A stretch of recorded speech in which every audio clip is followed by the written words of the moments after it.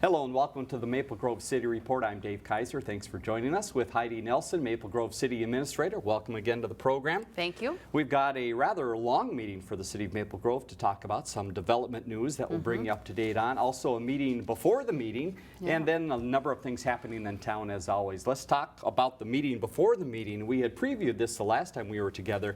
Tell us about e-agenda, something that you have your council playing with. How did it go? You know, it went really well. The beauty of it is with the system's already in place through a system called Granicus. We're producing the agendas in electronic form and they're available on our website. And so what we demoed for the council was sort of the application that they can interact with to view the agendas, do markups, those kinds of things, so that we reduce how much paper we're producing for the council. They had a very positive reaction to it. It is a transition, no doubt, and there's always a little bit of concern when the paper goes away, but I think we'll kind of baby step into it. So you'll likely see the council moving towards interacting with their council packet via an iPad in the months ahead. Reduces our staff time in terms of producing agendas as well as just our paper copier, those kinds of things. We can produce some paper at City Hall. And so it'll be interesting to see how it goes, and we'll kind of play that by ear, but likely something you'll see coming down the pike here in the next few months. Very good. The other part of the meeting before the main council meeting was positions, and we've got a few items in the agenda from that, but let's talk first about economic development. How is that process moving ahead? Yeah, so we had our final interviews with the City Council for the Economic Development Manager position. We interviewed 3 candidates in the afternoon, kind of starting about 4:30 and wrapped up about 6:30. Interviews went well. We'll be bringing forward a recommendation that'll come to the City Council at their June 6th meeting. So we're kind of working with the finalists now to negotiate bringing them on board. So really happy to have that kind of process come to a close and get going on some of those things that the council identified as priorities for economic development for the community. Very good. So next time we're together, we'll give you that update and tell you who that person is. To the agenda from May 16th, again a rather long agenda, a lot of items on the consent agenda, a few personnel items of note. Tell us about Stevie and kind of a final farewell, although she's not gone yet. Not quite yet, So on the consent agenda was the hiring of the new city clerk for the city of Maple Grove. The council wanted to talk a little bit about this item, I think to acknowledge Stevie's service to the community, very long service, 28 years. And thank her for that. Stevie is kind of she didn't want to have a big fanfare upon her departure, so we're respecting that, but I know she appreciates hearing from everyone kind of on an individual basis. We have completed that hiring process, and the recommendation for the hire was on the agenda last evening, then on May 16th. And the new city clerk will be Amy Dietl. She comes to us from the city of Arden Hills, where she's served as the city clerk for the last 4 years. I actually have some experience working with Amy when I was in the North Metro, and she was deputy city clerk where I was serving then.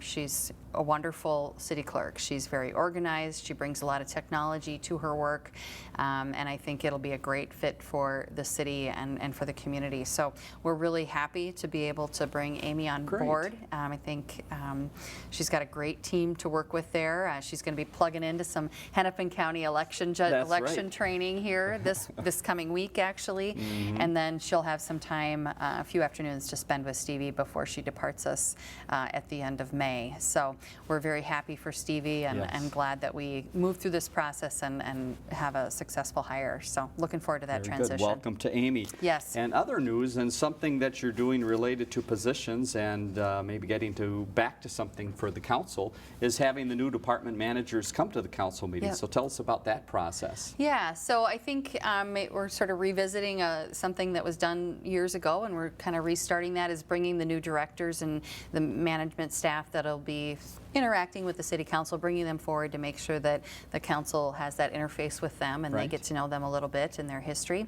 So last evening we had Ann Jacklich, who's the new director of building services. She came to the council meeting, and then of course they all know Chuck, but Chuck Stifter, our new Parks and Recreation Director, in his capacity now as Director came to the meeting as well. So you'll see that. We'll put them right at the top of the agenda, just a brief introduction, an opportunity to put the name with the face so that when the council sees them around City Hall, and then when the community is interacting with good them chance. as well, Right. they have that connection there too. So kind of a nice addition. Well, welcome to those two. Yes. Fire prevention poster, believe it or not, the city gets involved in this and does some great work to help kids learn a little bit more about fire safety, and you had some winners announced, is that correct? We did. So Maple Grove does its own poster contest, and the winner, young lady by the name of Stella, she came to our meeting last night with her family to receive the trophy. Was about as big as her, so she was very excited about that. But then she also got entered into the statewide contest. The Minnesota State Fire Chiefs Association does a contest as well, and she received I think it was $10 cash from the State Fire Chiefs Association for her honorable mention award there, and then for first place here she got $25 cash. So she was beaming, as was her family, and it was just a great, it's the theme this year was hear the beep where you sleep, and so it was about, you know, every bedroom needing to have working smoke detectors and how important that is for fire safety in people's homes, and so she did a great job with that, and so it was fun to have her and her family with the council to recognize her efforts there. Fun part of the meeting. Yep. Continuing on some of the consent agenda items, a lot going on in community development. Give us an overview of some of the projects that are underway at different stages of the process. Yeah, so we have a lot of several housing projects going on that had different phases of their approvals on the consent agenda. We talked about the Mirabelle project a while back, and that's kind of just across the street from Lifetime Fitness there at Weaver Lake and Norwood. That's kind of a small lot, single-family detached product there. Right. Targeted towards the plus 55 crowd, but not necessarily has to be that way. It can be, you know, all ages can live there. We have the Prestige Preschool Academy project moving forward. That's over kind of near in the Central Park area. Right. We're still working through some of the final approvals, development agreement approvals for the villages, or the Village at Arbor Lakes project. That's the Kelly Dorn project over there. Just to the east of that, across what will be Fountain Lane, they're doing just a little lot split there on the Tiller Edition, and that's for Schuler Shoes is looking at a site over there. Okay. So we got a couple things going over there, and those things are moving through the various stages of approval. Botno Ridge, that was on our regular agenda, and some actions on our consent agenda. Right. This is the affordable housing apartment project just to the east of the Sky project in the Central Park area. John Duffy is the developer on this one. He did the first building there, about 60 units in that building, and then he's continuing on with that project, adding eventually another 100 units, so about 150, 160 units when everything's said and done. John does a great job. Yeah, some great success to that project too. Yep. I don't know if they envisioned it happening this fast. They had the land, but they didn't know it was going to go this quickly. Yeah, I think he said, you know, they could have built 500 units just for the demand that there is. Right. I think it really fills a really a unique need in the community. The folks that are being able to live in these units, you know, they're ranging in income levels from about $27,000 to $57,000 per year for a family of 4, and so it's really about workforce housing in the community. And I think the piece that John brings to the table that's really nice is they build them, they own them and operate them for the long run. That's so important. they have a vested interest in the quality of the structure, how the building is managed and operates, and the upkeep and whatnot. And so I think when we do these types of projects, that's what we're always kind of looking for, is those long-term type commitments to make sure that things are well managed for the long run. So John's moving forward with that. We do provide some assistance on some of our city fees with those projects. It helps with their funding application to the Minnesota Housing Finance Agency, and so that's kind of been our program on a couple of these types of projects. Garners them more support at the state level to see the local government involved in those projects, and so good to see John coming forward for this last. So that's one of those projects that there's a lot of behind-the-scenes work that has to happen ahead of time. Anytime you're getting that funding mechanism together, that it's not a private type of development, development, Yep. you have to get involved. Which staff is it from the city that plays such an important tie in that? Yeah, so Dick Edwards in our community development department Okay. really gets involved with John early on in helping bring that project through the review process, and then understanding what the requirements are going to be for their application to MHFA and for their tax credits for this type of a project, and then how does the city get involved to make that help in that Right. effort. So yeah, Dick and his staff really help out with that. Just a side question to that then, with the success that that project has had, does John have any other property? Are there other possible areas in the city, especially in that downtown area, where we might see something like this happen? Or is that part of even the TIF district discussion? John hasn't talked with us about future projects at this point, and there could be other projects out there, probably not tied to the tax increment. Yeah. Our focus for the gravel mining area tax increment district is really about industry More and of job the business, creation. sure. We've used other tools in terms of our participation with affordable housing projects, and I think the council feels like that's a good way that they can get involved. So we'll probably be focusing the TIF in other areas. Okay. But clearly, as industry expands and we have workforce needs in the community, you'll always need to be thinking about that workforce housing and clearly also the transportation needs of those Right. folks and whatnot. So I think it'll be something on our radar, something we'll look at as we go through our comp plan update, Okay. but nothing on the imminent horizon right now. Very good. Yep. Okay. Other projects that are coming along under engineering, we had a few that were discussed, the Cambridge Park City project and also the Enclave. We've talked Yep. about that a number of times. Give us an update on both of those. Yeah, so these on the consent agenda, we were dealing with feasibility studies, sort of the infrastructure pieces of these developments. The Enclave at Rush Creek, this is the project kind of up on the north side at the Dayton Maple Grove border up there. Right. Quite a bit of utility and road work involved with that project because we're kind of forging into new territory Yes, out there on the right. north side. And this is the one where Territorial Road will get done. Right.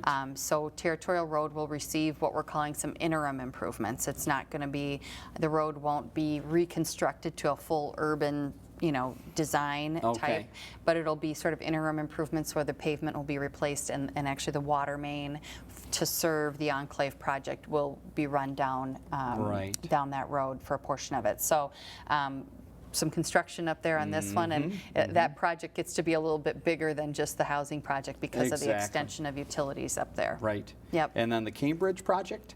Yeah, so this is a project, this was on the regular agenda as well for concept and development stage approval. This is at the corner of Lawndale and County Road 30, kind of that northwest corner. If folks remember, a few months back, we had an alternative proposal from a developer that was more of a small lot, single family type development. This is in the tree preservation area, and the small lot, single family project really had a lot of impacts to the tree cover on this okay. this land. And so the feedback from the council and from staff was we'd like to see something that has less of an impact and preserves more of the tree cover on the parcel. And so they came back with an alternative development plan that's more of a townhome type product. It reduced how much land was being used for the development and really helped to preserve the tree cover. So the council was happy that they kind of went back and took another look at it, but it'll be about 94 units there Okay. of a townhome product, and then it also sort of anticipates that eventually that the immediate corner there of Lawndale and County Road 30 likely will see some redevelopment at some Right. point. There's some single family homes there today. So, the right-of-way is platted to the edge of the lot, and there's some ghost platting that'll happen to understand how that's all going to play together down the road. Very So good. that one's moving forward as well. All right, so some projects happening all throughout the city. Other Yep. items on the council agenda under engineering, any others to touch on? Yeah, maybe not so much engineering, but on the development side too, but BP at the corner down on Hemlock. Right. They're going to be adding a couple more gas pumps there. This is one that has some history on it in terms of the building size and the freeway frontage district and whatnot. Sure. But I think the staff kind of looked at this, and you know, here we are today. We have this gas station here. The building is quite small on that site, and there were some standards about how big the building needed to be in that area, and then the issues with the canopy and whatnot. So, long story short, they're going to add some pumps, and I think their plan is at some point in the future to maybe increase the size of the building on the site. But for now, it really just is dealing with the pump situation. There was some note about some of the areas, the concrete areas around the site, and taking a look at that and maybe improving some of those areas when they do this work. So I think the owners were looking at that. That station has been there a few years on that corner. It has. Yeah. Yeah. And then one other development project, Water's Edge at Central Park. This is another townhome project in the Central Park area, just south of the Donegal single-family home project. This is 70 units, and there were a lot of questions around the architecture of these buildings. The council wanted to see a bit more articulation in the buildings in terms of, you know, just a kind of a versus a flat wall approach, particularly on the back side that will face up to the park area. They want to see a little bit more on the colors that'll be used in the buildings, and then needed some more detail about the windows and whatnot. So they moved it forward, but it'll come back on the regular agenda in June with hopefully, you know, we sent the developer away with, geez, we need to hear from you on these kinds of issues, and so they'll be coming back to answer those questions of the council on that one. Very good. We will keep you up to date on that project as it moves ahead. I had a couple other notes here. Credit union possibility over in the Fountains area, I believe that is correct? That's right. Tell us about that. So that one will be coming forward here in June.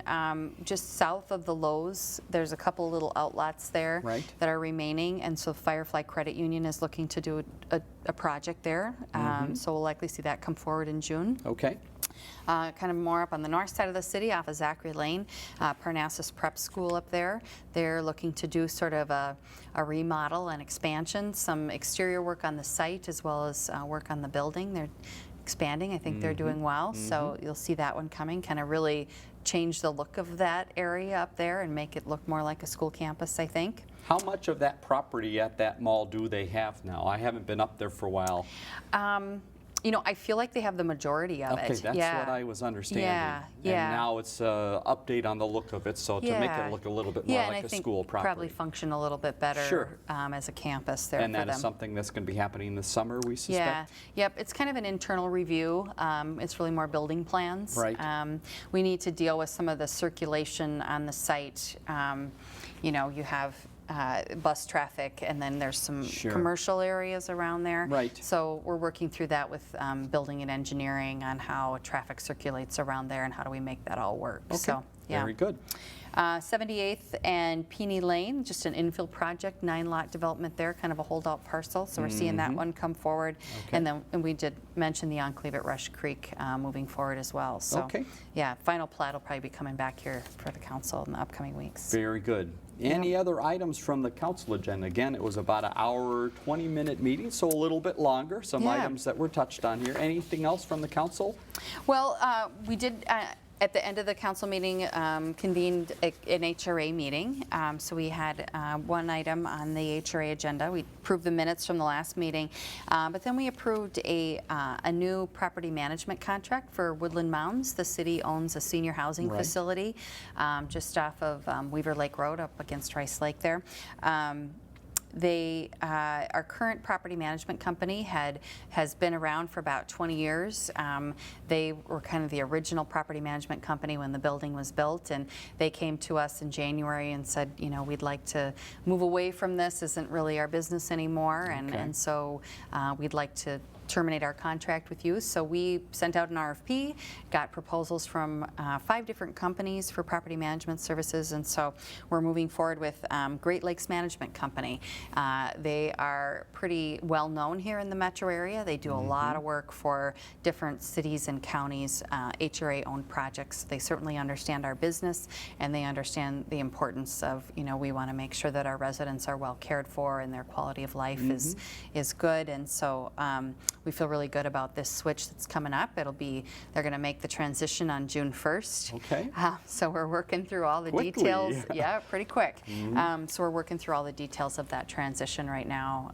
Have some resident meetings coming up so that the residents know what to expect. But yeah, kind of a big deal over there. They haven't had a lot of change in a long time. And no, that's a long-term agreement. Yeah. So, but I think Great Lakes will do a great job for us. Very good. So. I recognize the name with other senior properties throughout the metro area as well, so they're familiar with that area. They are, and they have other buildings here right in Maple Grove that they manage. So yeah, they have familiarity with the community as well. All right, so there's your council update. We've got about 10 minutes left. Let's hop over to some other things happening around the city of Maple Grove. And one thing is, it's coming in your mailbox soon. Yes. The summer newsletter is about ready to go out. Any highlights of the newsletter we should be looking for? Yeah, you know, I think all of the summer activities will be highlighted, which are plentiful here in Maple Grove. And of course, all the summer construction projects, updates on that information and links where to find that. The Lake Quality Commission has a report in there, so it talks about, you know, the quality of our lakes in Maple Grove and provides residents information about that. So it's a big one, a very lengthy newsletter this time, so lots of information out there, so watch your mailbox for that one. Keep it on the coffee table or the kitchen table for a couple months, That's right. Just to keep reading it over. Yes. The police department has a fun time of the year. Yeah. This time of the year, May, is always DARE graduations. Tell us a little bit about the city's involvement and why this is a fun time for the city. Yeah, so the City of Maple Grove Police Department has had a DARE program for many years. I mean, I think we're approaching 20 years with this program. Every year, or at certain times during the year, they have graduation ceremonies for the students that have completed that program. Right. And the officers just do a great job that are involved. The kids just love them, and it's fun to go. I've been able to go to some of the graduation ceremonies. Councilmember Jager attends every graduation ceremony. She speaks at that ceremony, helps hands out the certificates, does a great job. She hasn't missed a DARE graduation in her years of service on the city council. Yeah. It's an important program near and dear to her heart. And so very great opportunity. The kids are so excited, and it's really a great culmination of all the work that they've done to complete that education piece. So hats off to the officers and other staff and council members involved in that. Let's talk plants in the city of Maple Grove. A couple things revolving around plants. One is boulevard planting, and then a plant exchange. Tell us about both of those events. So one more opportunity on the boulevard planting, and this will come up quick. This coming Saturday, the 21st, we're still accepting volunteers. You can contact the Parks and Recreation Department for that. This is opportunity to get out and help plant the boulevards. You get to see the beautiful annuals every day when you drive by. And then we have the perennial plant exchange also on Saturday morning at 9:30 at the community center in the parking lot near the skate park. So if you have perennials that you're looking to change up, dig them up, bring them over, and you can exchange with your neighbors to add a little more color to your yard. Number of cities involved in this. It's a fun event, and it's amazing how many people come out and know a lot about the plants, so that would help me as well, a little education in that process. Central Park Yoga, we've mentioned this a couple times, and I understand that's going well? Yeah, so this is a fun, it's free activity. Perfect. Saturday mornings at 8:30 now through June 25th, so you could do your plantings and then head on over and do some yoga at Central Park. So just a neat programming activity that kind of kicks off the summer. We're going to get into the summer season here big time in the next couple weeks. Memorial Day weekend, all the water pool type facilities in the city will open. Both the outdoor pool at the community center, Weaver Lake Beach will open shortly after Memorial Day weekend, and then the Central Park fountains will be fired up around that time too. So hopefully we'll have the warm weather. We'll have the warm weather to go along with it. It's kind of hard to believe after this last weekend. Yes. But hopefully the weather will cooperate and everybody can get out and enjoy all of those water features in Maple Grove. Very good. Another neat part of the nice weather coming is people with cameras like to get out and take some photos. Tell us about the photo contest and how people can get involved in that. Yeah, so Maple Grove Moments photo contest opens June 1st, and then photos are accepted through July 20th. You can submit your photos online through the city website, and I think they have also you can submit them in a printed form as Sure. well. And that information is available on our website. But really a great piece. We love to be able to use sort of those local pictures on our website and in our publications and whatnot. Right. And they get some recognition for that. And I know you've been a judge of that contest Yes, it's for the tough. recent years. It's fun. Yeah, we have some really talented folks around town. I think that's always fun to be able to have those to And use. all so. ages involved, Yep. all different subject matters Yep. as well. So take a look at the website. There's something for everyone to get involved in with that part of the process. Let's talk a little bit about the farmers market. We've been indoors. We had an indoor preview of the outdoor. It's coming. It's When coming. is the first outdoor market? Yeah, Thursday, June 9th Okay. in the afternoon, 3 to 7 p.m. 50 vendors, live music, free recipes. We have the frequent shopper reward program. Great. And then, of course, the Kids Power of Produce Club is expanded this year and open to kids ages 4 through 12.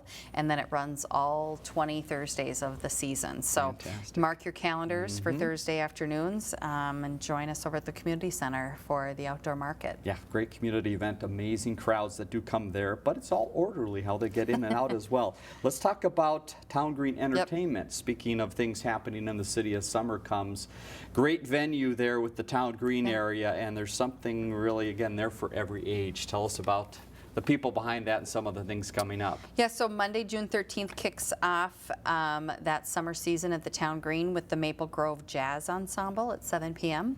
And then, you know, the summer just flows from there. We have things for during the day for kids during the summer break, the evening programs, something for everybody. So we encourage you to take a look at that, and that calendar's in the newsletter that's coming Great. to your home. Okay. So take a look at that and put it on your calendar for these beautiful summer evenings Yeah, coming great up. music out there, movies as well on a regular basis, and a lot of special events too that, again, you're going to want to make note of and possibly get out for. Seniors, they are going to have a chance to get healthy and get safe. What is Yep. that event? So we have the Senior Health and Safety Fair, and that's going to be held on Thursday, June 30th at the Community Center. And it's in the banquet room. They do get a very large turnout for this, and so we do encourage people to register. Information available on the website. This is the second annual event. It's actually hosted by our fire department, but I know there's a lot of collaboration between fire and the Community Center senior staff and whatnot on this event. There's speakers. They have food and prizes and goodie bags for the seniors. They just cover a wide range of topics about safety in their home and then wellness and those kinds of things. They have a panel of city staff there to answer questions that the seniors might have about what's happening in Very the good. community. And I know the mayor comes and gives a welcome in the morning to all the seniors as well. So nice day out for the senior community in Very Maple good, Grove. and again, that happens on June 30th, so look to the website to find out more. Now, we're in May, Yep. but we want to talk about August, National Night Out. It's hard to believe, but Yeah. block captains are starting to get together. Tell us about the process in May that gets us ready for National Night Out. Yeah, so on May 24th, our block captains and co-captains will meet at the community center, and this is kind of gets them up to date with everything that's happening in the community and a little bit of a pre-event to the National Night Out event, which is August 2. We don't want to wish the summer away No, or no. anything. This is always, when I know we get to National Night Out, it's like, okay, then the state fair, then it's over. Getting there. Yeah, so you know, we really encourage everybody to mark your calendar for Tuesday, August 2. They have the annual picnic kickoff the same day as you know, the evening event, Right. and that's at the community center from 11 to 1.